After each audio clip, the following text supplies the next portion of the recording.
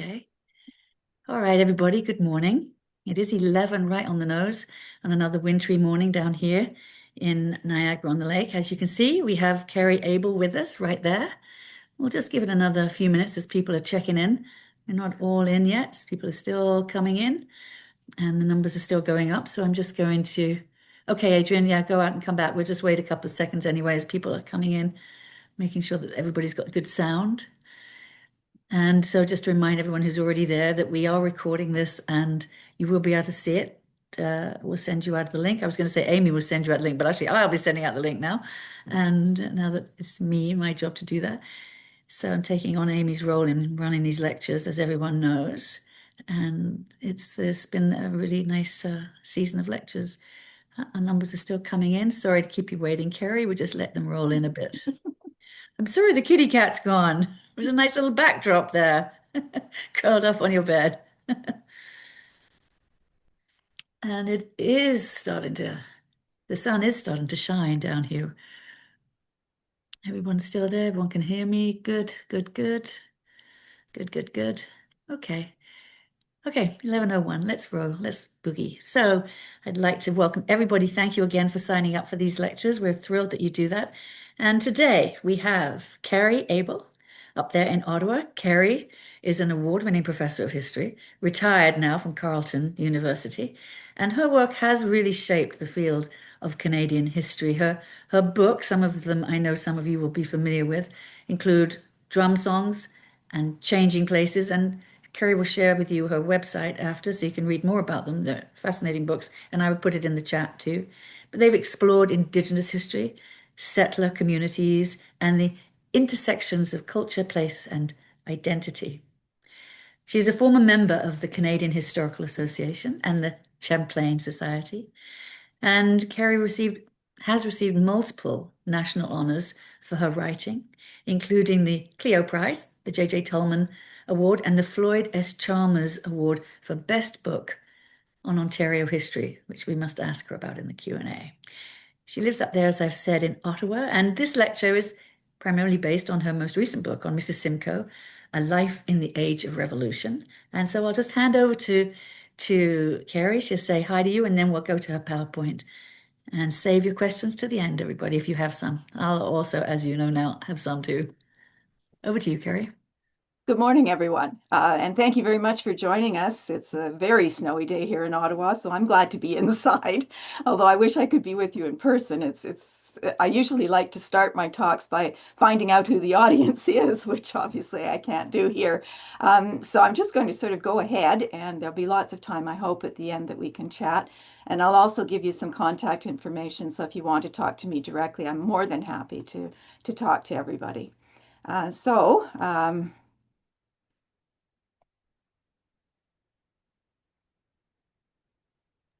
That's good. It's coming in. There you go. Lovely. So here we are. I've actually been working on this project for a number of years, and as I've been researching Elizabeth Simcoe and talking to people about it, I've realized that an awareness of who she actually is very geographically specific. In your region, I assume she doesn't need much of an introduction. I'm assuming most people have at least some familiarity with her. But it's interesting, at this end of the lake, people know the name Simcoe, but they really don't have much sense of who the Simcoes might have been. And I've also lived in Western Canada, and west of the Great Lakes, nobody has a clue. The Simcoes well, maybe they've heard of Lake Simcoe, but they have no idea who the people were. So I'm not going, for your purposes, I'm not going to go over the biography of her life. Instead, what I'd like to do is sort of a brief introduction of who do we think she was, how she's been understood, why she's been thought of that way, and some of the things, both old and new, that I discovered while digging into her life, because I discovered a lot of things that were quite different from what other writers have talked about. So this is what an overview of what I'm going to be talking about.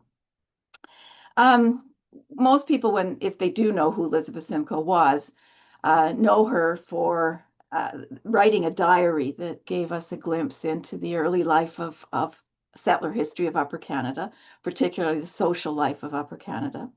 Other people know her as an artist who recorded in sketches, in watercolors, images of that world that disappeared very quickly. Interestingly, though, she was actually largely forgotten in central Canada through the 19th century. It wasn't until the 1890s that her name began to circulate again, specifically in Ontario, through the efforts of a Toronto newspaperman named John Ross Robertson, whose name you also might know. He sort of discovered her on a research trip to London, um, and eventually published what he called her diary in 1911. And the image on the left is the original edition of the book. The one on the right was produced in the 1970s from some of you may remember the Coles Canadiana collection, sort of after the centennial celebrations, trying to put new works out for people to read. So this was actually my copy of the Coles reprint edition. Robertson's work was part of a project that he and a group of others from the Toronto Niagara region were trying to encourage Canadians to support the British Empire. And they were casting about for historical information that would help in that political project. Of course, by the middle of the 20th century, that imperial enthusiasm had faded away. But Elizabeth Simcoe, interestingly, wasn't forgotten. Um, she was, in some ways, remembered the way British writer Avril Mackenzie Grieve wrote in 1953. She was primarily a chronicler of the colonial history that was being made by others. So, in other words, she was an observer. She wasn't a maker of history.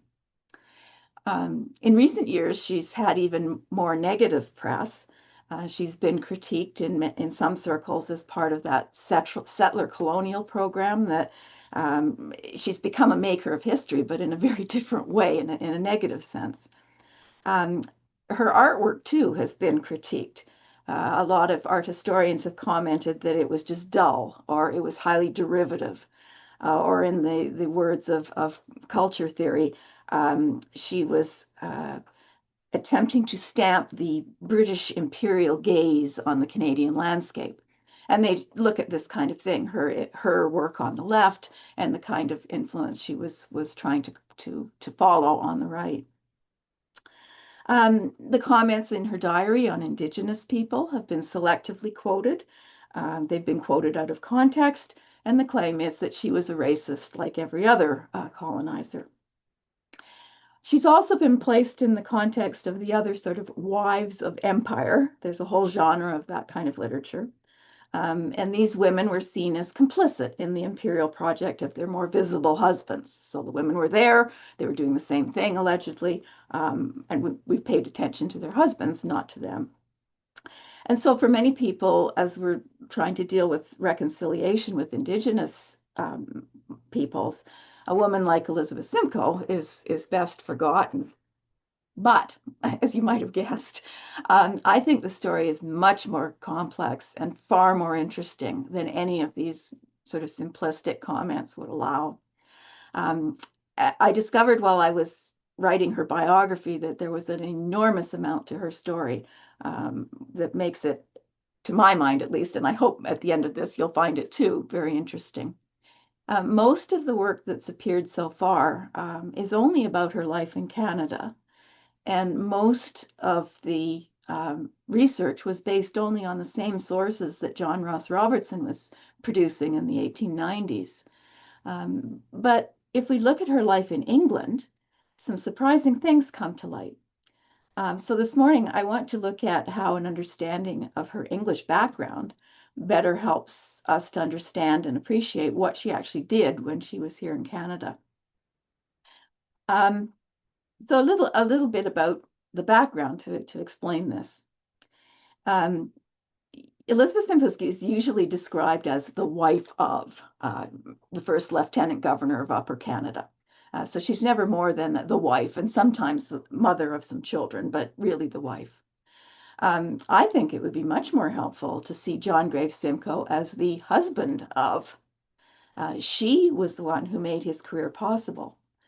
And thus, for better or for worse, and also deliberately and accidentally, she played a very important role in shaping the country that became Canada. So, how did that happen? Well, first of all, she was born Elizabeth Gwilym in 1762 into an extended family of landed gentry in southern England. The Gwillims on her father's side were from Herefordshire on the left, and the house that her parents owned is still exists. It's a hotel now. If you are looking for some tourist things to do, the picture of it as a hotel is up at the top there. On her mother's side, the Spinks family was from Northamptonshire. No, the house was torn down many, many years ago.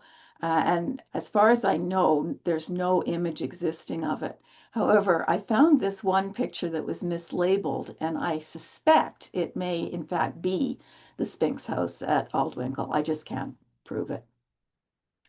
For hundreds of years, on both sides of this family, she or people had been making their marks on English history. They rose through a social ladder. They accumulated wealth primarily through the purchase and management of land.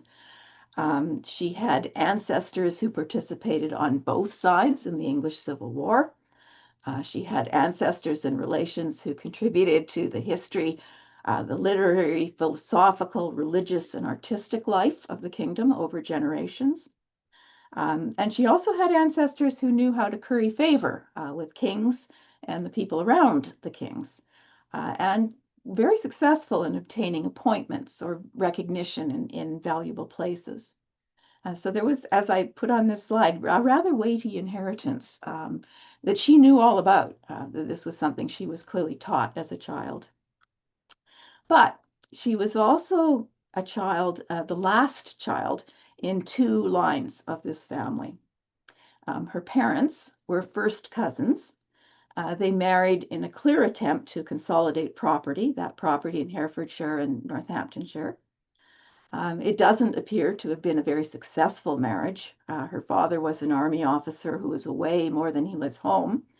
There were no children for 12 years. And baby Elizabeth was finally born a few months after her father had died in Europe.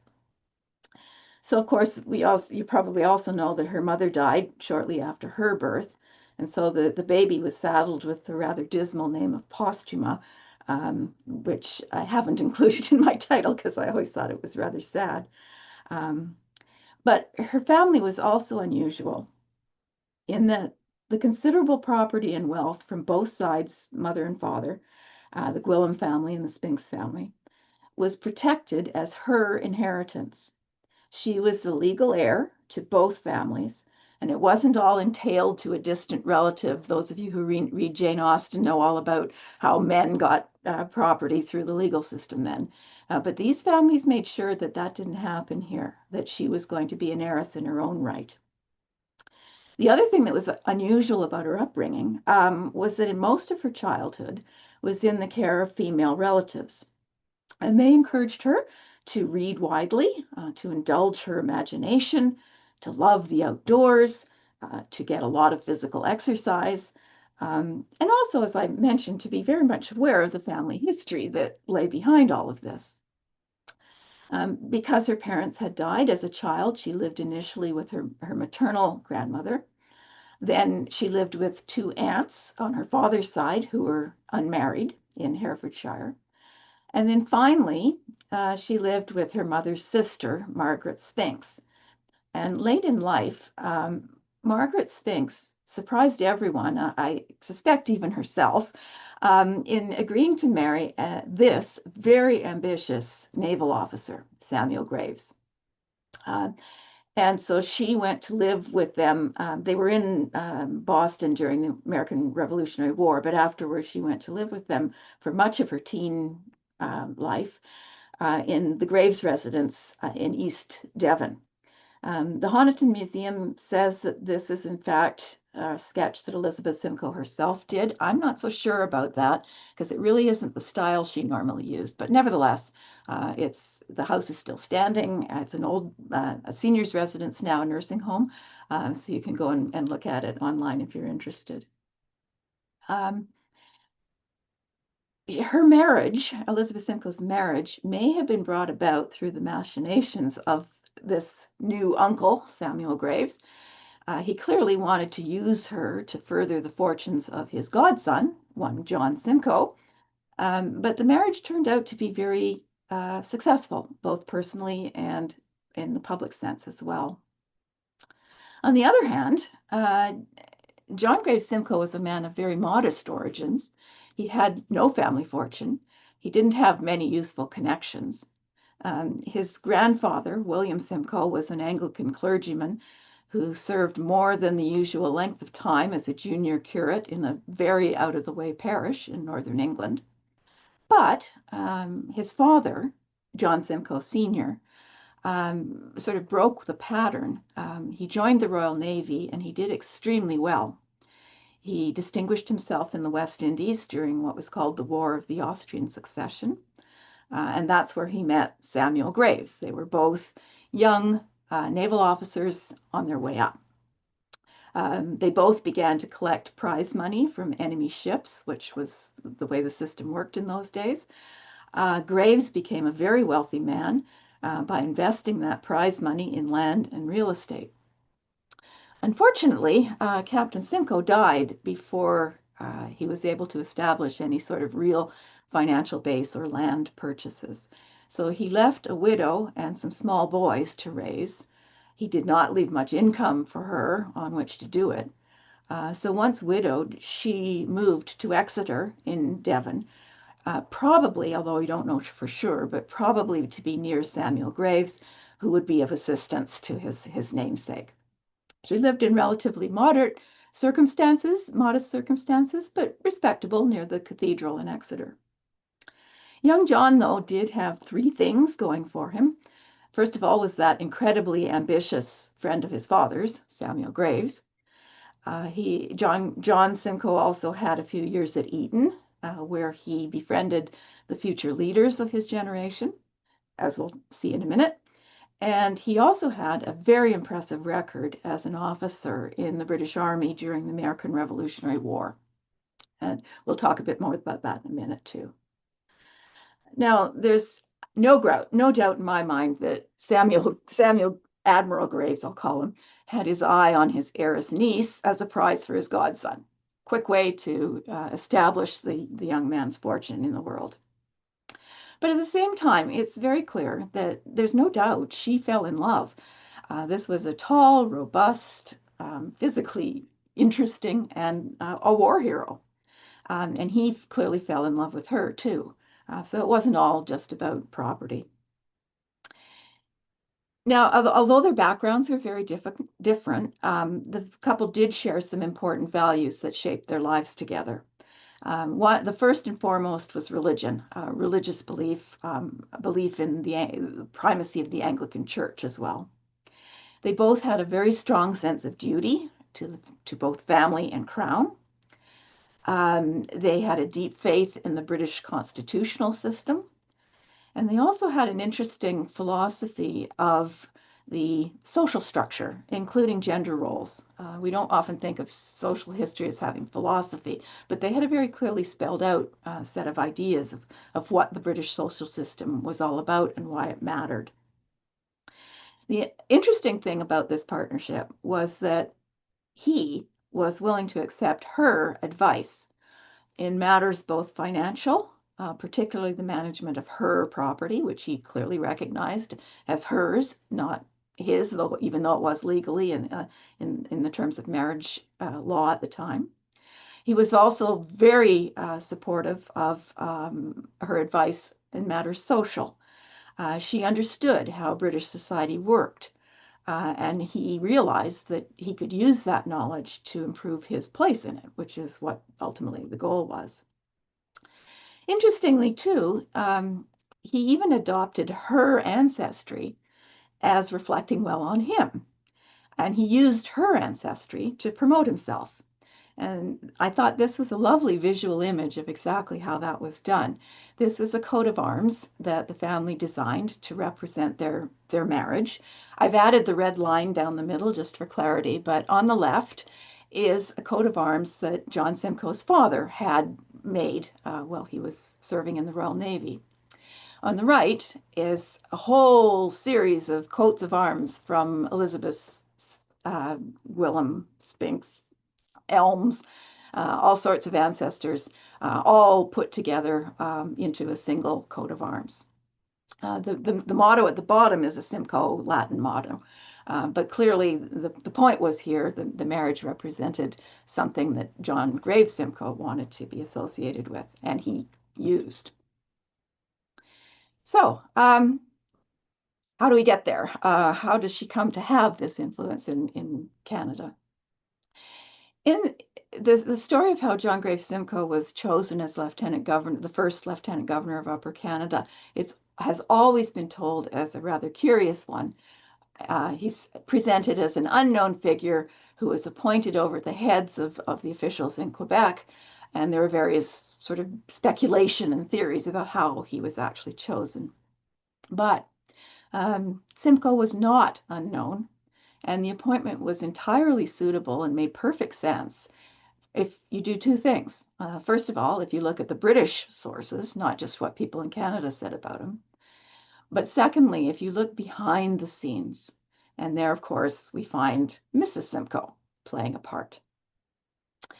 When they got married, Simcoe appears to have had very little cash and only his income as a former army officer. So it was his wife's income and what we would call today credit rating that was put to use in pursuing his twin goals, service to the crown and personal advancement. And the two things were very much combined. The first thing they did was to buy a farmhouse in East Devon, and they began a massive renovation and additional project to create a manor house. And the whole point was to make a social statement. They called it Wolford after a name that had been long associated with the land here. And this was an etching of it that appeared in a book. It was sort of a travel book to encourage tourism for people to go and visit manor houses in the country. So eventually it looked like this once they had done all their renovating. So her money paid for this sort of step one of the social statement. The second thing that Simcoe did after he came back from the Revolutionary War was to busy himself with publishing projects. The first of these on the left here, this one, it was a privately printed account of his service in the American Revolutionary War, and he presented it to the king. Many people know this journal because it was republished in a slightly different form in the United States in the 1840s, but this is the title page from the original version that he had privately printed. He also got involved in assisting fellow officers from the Revolutionary War in publication projects of their own. So here, the two main ones, the one in the middle is from a friend and fellow officer, Edward Drew, who is also a neighbor in Exeter. And on the right, Sir Henry Clinton, who was the commanding officer to whom Simcoe primarily reported during the war. Simcoe also went on a campaign of what we might today call letters to the editor. He sent letters to respectable newspapers and magazines. He defended his record in the Revolutionary War, which of course the British lost, and they weren't very keen to talk about it, but he wanted people to notice. And he offered other opinions on important or matters of the day that he thought were important. He also began traveling regularly to London, where he stayed for extended and very expensive periods. And the point was to meet with usefully connected people. And in order to claim status, to claim that you belonged, you had to make a show of it. And he could never have done this without Elizabeth Simcoe's money. Initially, the campaign seems to have been to promote his military career after the war. But then he and two classmates from Eton hit upon an even bigger project that would promote all of their interests in a much bigger way.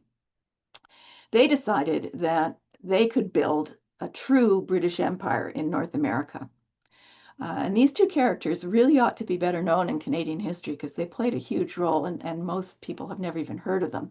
The Marquis of Buckingham on the left with his wife and as it turned out, only son, and William Grenville on the right, who might be more familiar because he later becomes prime minister in England. But it was the brothers Grenville, as I called them, that got together as sort of the uh, activity behind the throne of creating a new kind of colony out of the old colony of Quebec. This was because after the American Revolutionary War, Simcoe's interest was that from what he'd seen in the 13 colonies, he held out hope that these colonies would soon see the error of their ways and return to the fold under the British Crown and Constitution. But in the meantime, there was obviously a lot that could be done to shore up the British position in the colonies. And Simcoe is very much influenced in this project by a set of notes that his father had written. So he clearly idolized the father he scarcely knew, and he picked up on these ideas and used them to promote this new kind of idea about empire. So these three amigos worked together to formulate a plan, and the basic idea was that it would better reproduce the British Constitution in the colonies. So the most notable change would be an elected arm of government that would be like the House of Commons, and eventually a House of Lords would evolve as titles were handed out in the colony. Elizabeth Simcoe wasn't party to the political discussions. She was definitely there behind the scenes because she and the Marquis of Buckingham's wife became friends. In fact, it was a social relationship and friendship that lasted into the next generation when the Simcoe's eldest daughter, Eliza, became a very close friend of the Buckingham's daughter. Just as an aside, I'm not going to claim that this is the first elected assembly because the colony of Nova Scotia had the first elected assembly in 1758. But that assembly was created by a proclamation of the governor, the colonial governor. And these men wanted a plan for Canada that would have the structure entrenched in parliamentary legislation. So it would be more guaranteed. It wouldn't be just at the whim of a colonial governor. So the government of what was called Quebec would become a sort of a model in miniature of the British system and protected in British legislation. So Simcoe played an important role in the discussions that these men had, and they drafted what was then called the Canada Bill, which we now call the Constitution Act of 1791. So he was not only there to help draft it, and we have copies of the original documents on the left here, but Simcoe also helped with the strategy of getting it through the House of Commons. The Buckingham and Grenville were clearly concerned that there might not be support for this idea, particularly because it meant spending money, and that wasn't popular after the loss of the 13 colonies. So they hoped that a strategically placed member of parliament, John Simcoe, could help them get it through. And Simcoe was elected to parliament in 1790, clearly as part of all of this process, and also through the work of Buckingham. Simcoe was elected for the constituency of St. Mawes in Cornwall, and the Buckingham family controlled that borough. So they basically nominated him and got him elected in one fell swoop. So both as a drafter of the bill and as a presence in the House of Commons, Simcoe was directly involved in the results. So that's how the Simcoes were appointed to go to Upper Canada, and what happened once they were there is where I want to sort of finish with the rest of the talk. Simcoe was disliked in Canada even before he arrived because of the circumstances of his appointment. There were people in Quebec who wanted the appointment, thought they were in line for it, felt they had been promised it, and then they didn't get it. And some unknown, someone they had no idea who he was, showed up. So the viceregal couple had some very choppy waters to smooth over. And they quickly discovered once they got here, there were other problems, particularly in the functioning of Indian lands, Indian policy, as it was called, and lands administration. These two branches of the colonial government had been run basically as personal fiefdoms. Individuals were making a lot of money out of these appointments. And so any attempt that Simcoe made to institute his policies were bound to create personal animosities. These were men who felt they knew how things were supposed to work, they should be in charge, and Simcoe should just stay out of it. The third problem they had was that, as it turned out, war threatened again. The American Revolutionary War may have led to a peace treaty, but it still threatened and continued to threaten between the new United States and Great Britain. So there were international considerations that required diplomatic efforts as well.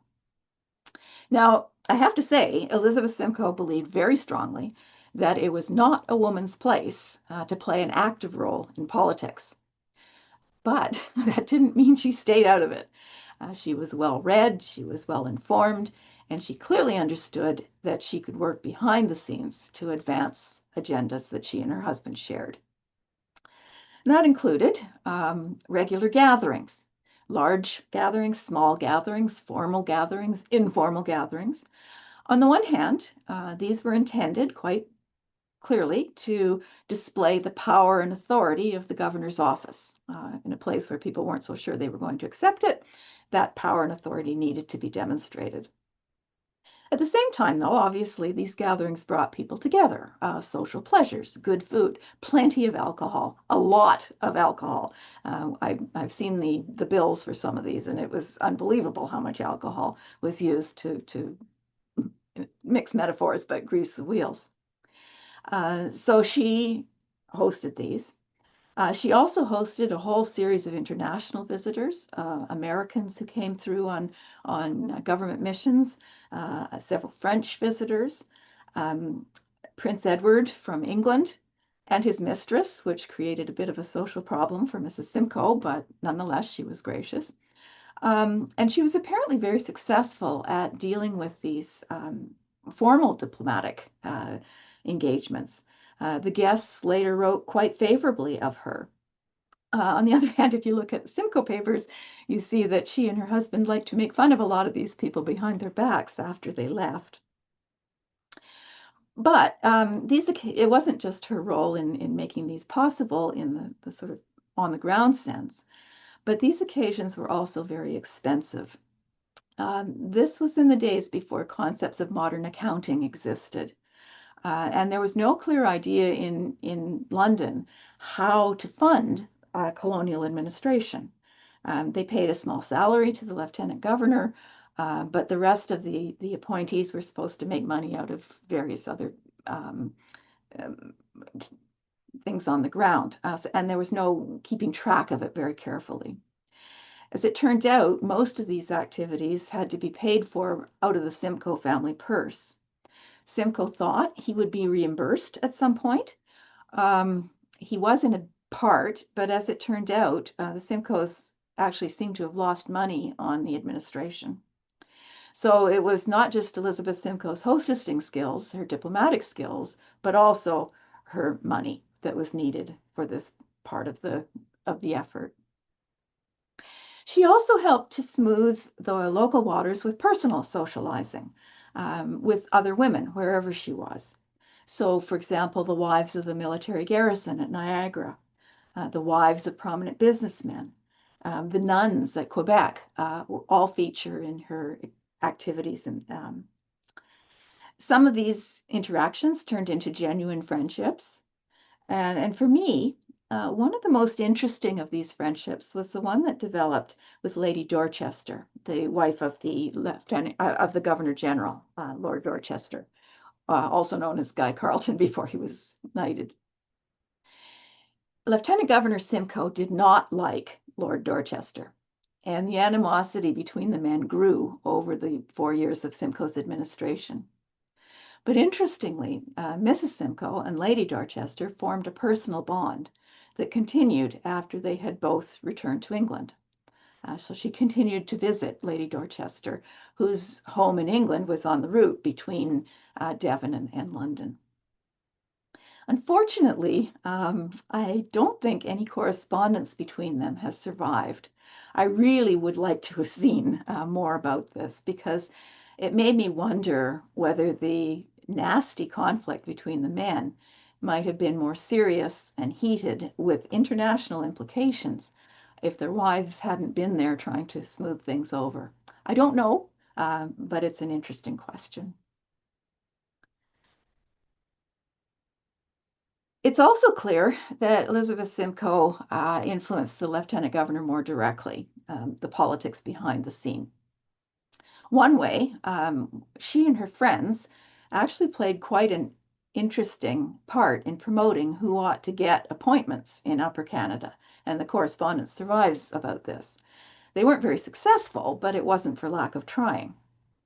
Most of the appointments they lobbied for were in the category of religious clerical appointments. Simcoe wanted to have an Anglican bishopric created in Upper Canada. Um, and Elizabeth Simcoe's close friend, Mary Ann Burgess, and her aunt, Margaret Spinks Graves, both fielded inquiries from clergy in England who wanted the job.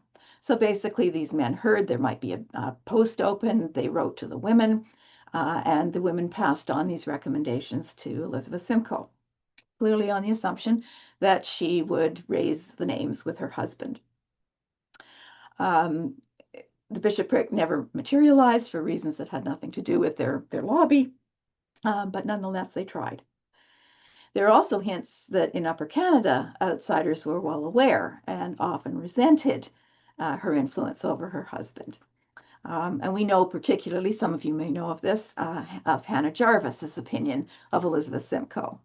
Hannah Jarvis's letters just drip with vitriol about the lieutenant governor's wife. She referred at one point to Elizabeth Simcoe as that stuttering little vixen. And she resented the influence that Elizabeth Simcoe had over the lieutenant governor. And the phrase petticoat government that I used for this part of the talk was one that she used in one of her letters.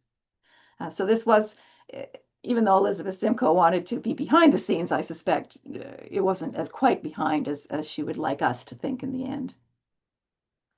So what does this all mean? Well, partly because Simcoe was first on the ground, and partly because the English lost interest in Canada, and particularly Upper Canada, very quickly.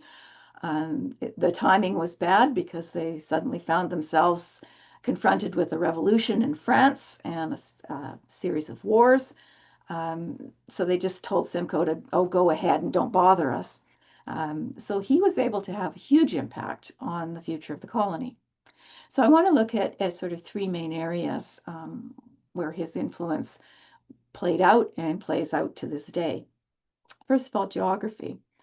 In the naming and renaming of places, Simcoe's put their stamp quite literally on the map. They named places in part for places they knew in England. They named them in part for family and friends. And they also named them in part for people whom Simcoe considered patrons, or at least wanted to have as patrons who could further his career. And I'm sure you can't read this map, don't worry about it, but it was just sort of an attempt to put together some examples of some of the township names and the county names that Simcoe chose based on his connections. Most people today have no idea why we have these names, but they are in fact part of the fabric of our lives in ways we don't even stop to think about. And I won't spend time talking about it here, but I have a website, and on the website I have a blog where I post little essays. I'm hoping once a month. I've been trying to do it once a month. And so far I've done two about this question about place names and what it actually did to how we think about the country. So the first two have been posted. This was the first one, and this was the second one. And there's a third and final one coming in a couple of weeks, the second week of March, in which I further explore this whole question of place names and identities. Now, of course, Simcoe was more than an administrator. He had a far-reaching plan to establish an economy that would reflect what he thought made England great. And to him, that was agriculture. So establishing agriculture in Upper Canada would not only build a strong colony, but it would eventually feed into the English economy and make it stronger. And he succeeded, as most people know, in starting at least the infrastructure to build that economy. So creating roads, laying out townships, doing surveys, providing a system to establish to how to administer land grants, how to set and record land titles. He even had an extensive plan for establishing mills and breweries that would provide local markets for the farm produce, um, which would suffice until an international trade could be established.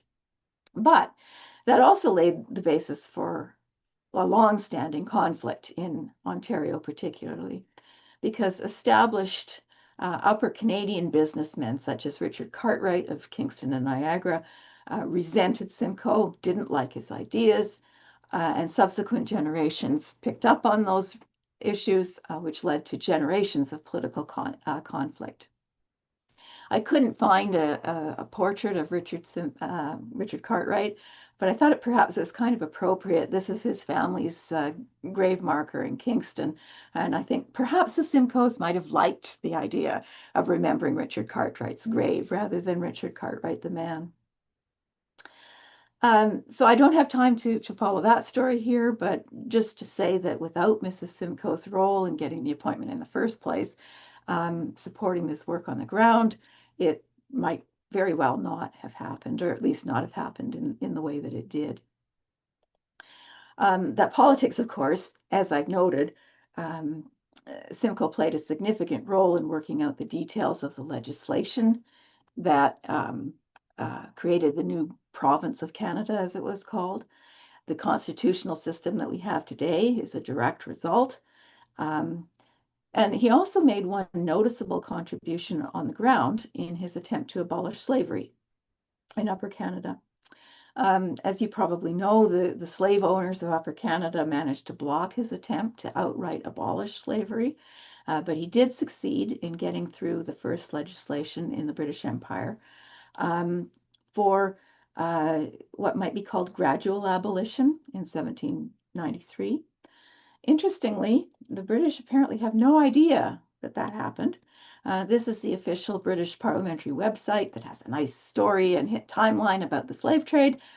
No reference whatsoever to the first legislation in their empire that actually tried to stop slavery. Now, interestingly, I think Elizabeth Simcoe played a role in this slavery issue. I've tried to figure out exactly how the Simcoes became a part of the abolitionist movement, and I haven't found any clear documentary evidence, but a couple of things. First of all, Simcoe himself was clearly a supporter of William Pitt's government that was promoting the anti-slavery agenda. But Elizabeth Simcoe had connections as well. Her close friend, Mary Ann Burgess, on the left here, had a brother, James Bland Burgess, who was active in the anti-slavery movement. And I added a little portrait here. The portrait of Elizabeth Simcoe at the center is one that many people have seen and know that it was a miniature that her friend Mary Ann did. This is Mary Ann's self-portrait that was obviously done as a miniature as a pair. It's now in a collection in the United States. At any rate, James Bland Burgess was very active in the anti-slavery movement, and clearly Elizabeth and Mary Ann shared his interests. Also, Elizabeth Simcoe had a Devon friend named Charlotte Drew, who married a man named Fownes Luttrell. They moved to London and they settled in a suburb called Clapham Common. And many of the abolitionists lived here. So Charlotte went to church with and socialized with people like William Wilberforce and others in the movement. I don't have a portrait of her friend, but this is her friend's sister, which I thought could stand in. And there's no guaranteed portrait of the husband, but it's believed that the man on the left is actually the husband, the man she married. So Elizabeth Simcoe is very much part of the circle of abolitionists through her female networks as well. Now, of course, John Gray Simcoe's legislated model of government for the new province of Canada turned out to have some problems in trying to apply it.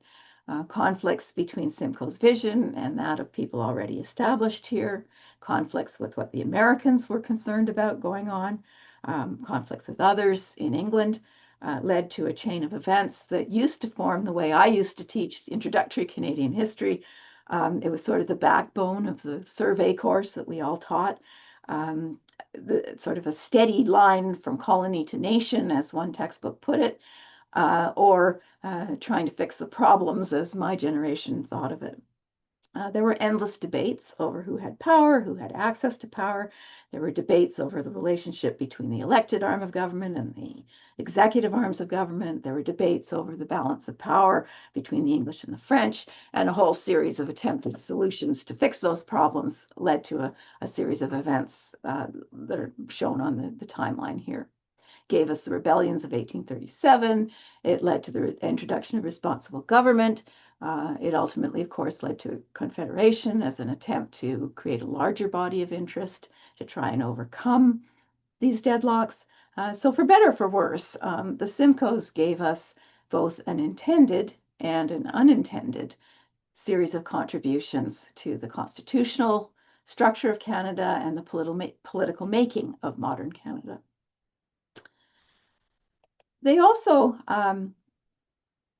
were involved in another kind of contribution, and I wanted to talk about Elizabeth Simcoe's sort of cultural contribution very briefly here, just as the last thing I want to talk about.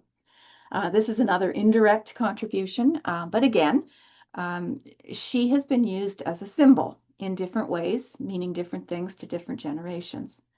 And I explore that in another one of, well, actually a couple of the blog posts, but this one in particular, The Many Lives of Elizabeth Simcoe.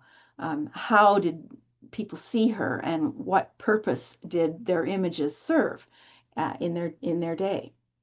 So in the late 19th century, she was a symbol of a British imperial connection to a group of Ontarians who wanted to promote imperialism for their own political purposes, and she was clearly a handy symbol. Later, she became the provider of information about early life in Ontario that contributed to a sense of pride and community in the province. And that happened in various ways. She was used as part of what some people call the myth of the pioneer. She was the English gentlewoman who allegedly was accustomed to the soft life and who braved the hardships of the wilderness and proved that the rest of our ancestors were hardy sort of by association with her. And her artwork was used in this project too, because it became a sort of a benchmark against which Ontarians in the early 20th century measured how far we had come in building a modern urban industrial society. These people felt they had tamed the so-called wilderness, and this became a major point of pride and shared experience that helped to create a sense of identity and community. Even when Elizabeth Simcoe has been critiqued, she's been used as a symbol. And as I mentioned at the beginning, she's kind of the arch settler colonialist in the black hat, if you like. And for recent generations, she's become a symbol of the rejection of the colonial project. But to me, symbols and imagined histories are just as important in shaping the more tangible historical events. How we think history happened, or what we believe about our place in it, is an important part of how we think about ourselves as a country or as a community. So Elizabeth Simcoe, as I learned in trying to understand her, was a complex woman. So it's not surprising that her legacy here in Canada is also complex. Through her support of her husband, material support and intangible support, she was part of an historical process that laid the foundation of what Canada is today. both for better and for worse, and sometimes deliberately and sometimes quite unintentionally. But no matter what, she was far more than that simple observer of history, as several generations might have been trying to argue for us. So just to conclude here, as I mentioned, I do have a website. The address is on the slide here, and I think it's going to be available to you otherwise too. But I'm really happy to entertain any correspondence or questions if anyone wants. And my email address is down at the bottom there too. Uh, so to turn it back over to Barbara. Well, thank you so much. And I mean, talk about learn something every day. I'm going to just put in the chat, by the way, while I'm here. I'm just going to put in the if you want to support our free lecture programs, everybody, while you're thinking of any questions, if you want to put some in, you can copy and paste that information, put it into your browser, and you can donate to us. As you know, we're on our capital campaign, and we take every dollar you want to put towards it. But back to Mrs. Simcoe. I am so surprised how much I've learned about her in just this very brief introduction to her, and I always suspected there was a power behind the throne, and always suspected that whether it was a petticoat government or not, dear Hannah Jarvis's words, I thought that she had to influence him quite a lot. I didn't know as much about their abolitionist history either. So again, that's not been very well written up, has it? And you've done some deep research on that. And did that make her less popular Now or in the past? in the past? Uh, she had a very strong circle of acquaintance in England that I think she thought was more important than how people saw her in Upper Canada. So I sort of hedged my bets on this one. Clearly, people that owned slaves were not at all happy about what the Simcoes were doing. I don't know how much they knew about her role in the abolitionist movement really was. So I'm not sure I can give you a strong answer to that one. One of the questions from Mike is, was she the catalyst for the initial anti-slavery legislation? I've always wondered that myself. I would wonder that too, and I can't say yes or no because her name doesn't appear in any of the existing papers about it. But it wouldn't surprise me in the least if discussions over the dinner table or whatever were a significant part of that story. Have you ever traced her roots, asks Karen, while she was in Oh, Canada? Karen is trying to find out if she ever sketched the Mississippi River in Carleton Place, Lanark County in Ontario. no, she didn't go that far inland, so to speak. All of her sketches are places that could be reached from either Lake Ontario or Lake Erie, so going upstream to the little rivers and so on that flowed into the lakes. She did some mapping, but she didn't do any actual sketching of that part of the country. There are sketches from a later date, but there aren't any that she did for this part of the country, actually. Yeah. How many children did she actually have? Uh, Living or total? How many did she give birth to? Um, there's one possible miscarriage. I'm not sure. There's no actual document, but she had six daughters and three sons altogether. Four. There were there were 10 children. But two of the sons, one of them died in childhood, and one of them was killed in the War of 18, the Peninsular War, in the Spanish-Portuguese border. So only one son survived to adulthood. Where Adrian's asking, has anyone ever determined exactly where Castle Frank House was actually located? Yes. Um, I can't describe it to you. I'd have to draw it, and I don't know how to do that with what we're doing here. It's actually not very far from where the subway station is. But between her drawings of it and the Scatting family, who had the farm across the river from it, we can locate it pretty closely. Can you, There are for no, listeners who don't maybe know where oh, Castle Frank is, maybe be a little bit more yeah, specific? it's in Toronto. It's north of, well, it was at the time north of the settled the settlement on the lakeshore, but now it's practically downtown Toronto. The subway line goes straight up, and there's a subway station called Castle Frank, which is named for this structure that the Simcoes built. They named it Frank because their oldest son's name was Francis. And it was sort of a summer house where she liked to go. It was never actually finished. And the remains, as far as I know, there would be no archaeological remains because it was just a wooden structure. And most of it was destroyed by some fishermen who set an accidental fire some years later. So, Did they ever live at Navy Hall when they first landed in Niagara? uh, not directly. They lived in well, she called them marquees, sort of tent structures that they had. They were going to stay in Navy Hall at one point. They may have slept there for a few days, but I wouldn't call it really living there. Simcoe had an interesting idea.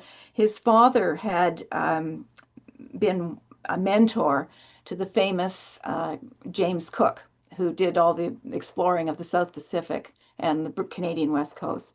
And when Cook went on his expeditions of discovery, he had commissioned the construction of what were called canvas houses.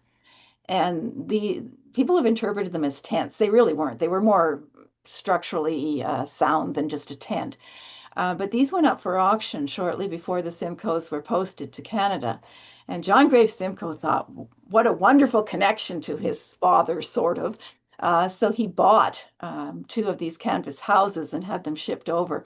So much of their living was actually in these canvas houses. And in the book, I have some pictures of them. It's kind of interesting. Well, But when Navy they Hall is arrived, how many people were on there? Like, did they have a lot of servants with them as well? I wish I could answer that explicitly. They clearly did bring servants, and they brought a nurse for the two small children who did come with them. But unfortunately, in the records that have survived, Elizabeth Simcoe makes very few references to the servants. They're just invisible. Hmm. You wouldn't know they were there, except every once in a while they crop up, or somebody at home writes to ask a question about what's going on. She also hired the wife of one of I think he was a sergeant at the garrison at Niagara. She hired the wife to come and help at one point too. So there were servants. Because Plus, of she didn't course, cook for herself, did she? oh no, no, no. She collected recipes, but she didn't do the cooking. Even when Uh, she was on her own, when she was up on the escarpment yeah, camping, no, she no. must She have taken servants. Yes. everything was brought up, and she also had some members of her husband's. John Graves Simcoe brought a whole retinue with him. Some were people to serve in administrative posts, others were just assistants, secretaries, that sort of thing. It was what was called in the 18th century your family, even though it was a professional group. And a number of members of that family also assisted Elizabeth Simcoe. So Thomas Talbot was one of them. And there was another fellow named Little Hales, who was the secretary to her husband. He did a lot of, these men did a lot to help her out too. So it wasn't just domestic servants. There was a whole retinue. Maria read that the Mohawk leader Molly Brant had actually once given medicinal treatment to John Graves Simcoe. I read that too. And Elizabeth Simcoe says in her diary, says Maria, that he responded positively to the cure in a very short time. Yes. She was very impressed with Joseph Brant's sister, described her as an interesting old lady because she was Ah. getting older at the time, Mhm. and was very grateful because John Graves Simcoe had been coughing and unable to work at what he wanted to for some time. They tried all sorts of things and nothing worked. And Molly Brant provided this bark, as Elizabeth Simcoe called it, and it cured him. So she was grateful. Were you able to read any of the correspondence she sent, asked Beth, but that she sent back to Honiton when in York? Yes, there's sort of a mixed bag of correspondence going both ways. When John Ross Robertson went to England and discovered her in the 1890s, he had copies of a lot of this made, and he also obtained some from the family. Some of it ended up in the reference library in Toronto. Some of it's ended up in the Ontario Archives. Copies of it have been made to the Library and Archives Canada here in Ottawa, and also the Devon Historical Archives has other copies of correspondence. So in some ways, there's a lot available. In other ways, it's not all that helpful, which when I was trying to research her life, I had to rely on other correspondence and other papers because, as I said, such simple things as were their servants, that kind of thing was missing. And she doesn't refer to a number of things that I know were going on at the time from other Mhm. sources. So it, It's it it's a it's mixed it's bag. it's was ever thus servants are invisible. Mhm. Yes, exactly. Did any daughters stay in Canada? No, no. Well, I guess metaphorically, a daughter was born and died here, Right. buried at Toronto. So, or as York, as he called it at the time. So, yes, in a sense, one daughter did stay here. Mm. But the only other daughter who was here, Sophia or Sophia, I don't know which way she pronounced it, did not stay here. They all went back to England. But they maintained contact and they continued to do things like fund church building projects or provide the communion silver. The daughters designed the window for a church at Jackson Point in Ontario, for example. So although they didn't actually come here, they did maintain a connection. Remind everybody when they went back. What year? 1796. Hmm. Early. They were actually here only for 4 years and a bit. So So a really good question is, did they from Page any connection with the Simcoes and General Isaac Brock? no. They didn't know John Grape them. Simcoe died in 1806. So he did not have any contact that I know of. um, when Brock would have been a junior officer, and I don't think Simcoe had any contact at that point. Um, Do we know much about the fight he was having with Dorchester? Do you know what it was about? oh, it was about all sorts of things. It actually started because the families in England, Dorchester and um, I think it was the Graves family, uh, their parents, not these individuals, but parents had had a long-standing financial dispute in England.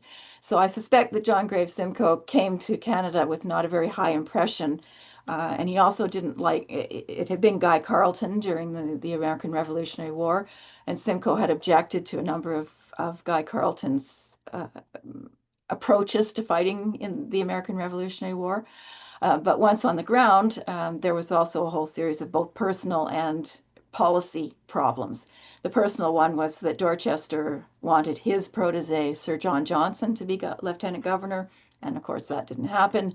And then Simcoe disagreed with a lot of things Dorchester wanted to do in Indian policy, in international affairs, and you can suss that all out from the Simcoe correspondence. It's all quite clear.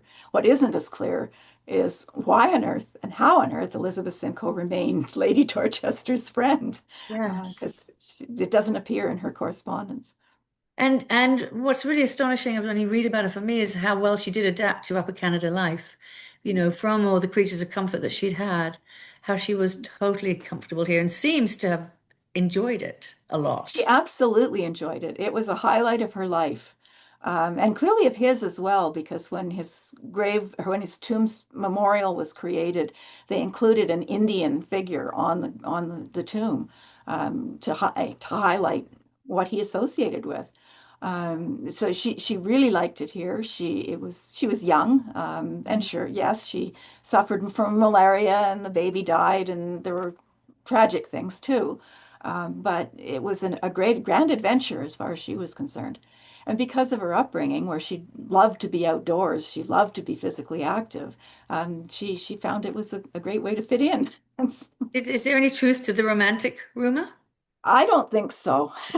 I tried to find out. I found no evidence that there had been any romance between, we're talking about Elizabeth Simcoe and Thomas Talbot, I assume. Um, it would have been completely out of character for her in any case, because she was so strongly committed to the idea of duty to family and duty to the crown too, but duty to her husband was so important to her. I just can't imagine that it really happened. But they did spend a lot of time together, and they enjoyed riding and racing each other and doing all sorts of interesting things. But I don't think there was an actual romantic relationship. I think your comment about imagined history is interesting. Could you just, before we leave you, can you just define that again? Yeah, we many people think of history as a set of facts that we all agree on and are indisputable, and it's not.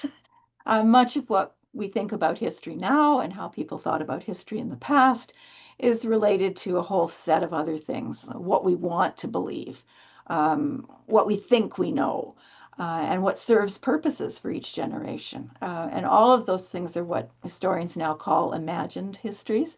So it's not that it isn't important or it isn't true, because it's true to the people who believe it, but it's the belief that matters more than what might have actually happened or not happened. So there's a whole sort of body of literature on imagined histories now, where historians are looking at why what people thought about the past matters, and the influence that that kind of thinking has on actual experience. Does that? It's such an important part of Canadian history, leading, right, as you said, the timeline, the family compact, and everything that led after. And they were so. We also have a lot of history here on our famous Addison, who was the Anglican minister who eventually did come over, and we've actually looked into whether he actually came over on the same boat as they did, possibly. We've done quite a lot of research into Addison here, and he knew them, presumably, we think, back in England. So. Yes. Mm. And I mean, it colored so much about the history here, and they were wonderful, wonderful, I think, influences, as we would say today, and what they did and the structure, as you said, for our infrastructure here. There's a lot, we owe them both a lot, especially her. Thank you so much, Kerry. And I've got had some fabulous questions. I thank everybody for that. I'd like to thank everyone for joining us on this. Again, we learned so much, and it's gorgeous that we can have people like you doing all this incredible research. And this is the end of our virtual lecture series for this year. And so we will be back next year with more. And if you're interested in joining us for a couple other online events, my documentary series is running, and many of you do know about it. And our next one is coming up. We watch the video in our own time, and then we discuss it in a Zoom like this. We discuss it though everybody's on the screen. And the next movie that we're watching it's called Prime Minister. And obviously it's about our New Zealand, it's called, many people will know about it, Jacinda, the wonderful Jacinda Ardern from New Zealand. And it's a fabulous documentary. And we'll be discussing that next Friday morning on Zoom. If you want to watch the video, let me know. I'll send you the link. And if you want to join the Zoom, I'll send you that too. And then actually on March the 14th, here at 11 o'clock on Saturday morning, something a little different, we're having a video showing called Heroines in the Storm. It's a part of the four-part series that's being aired on PBS. And it's about women in the war, Second World War, going off and doing all the things that they did. And not just on the home front, but it's called Heroines in the Storm. And we're watching part two of that, and then we're going to watch part four in the fall live in person. We'd love to have you join us. It's free for members, $10 for guests. And that's on a Saturday morning. I'll be sending out information. And in May, another film screen, me with all our, film stuff. We're watching a movie called Lend a Hand about the farmerettes that came here. And I know that Kerry will be very familiar with the farmerettes history as well.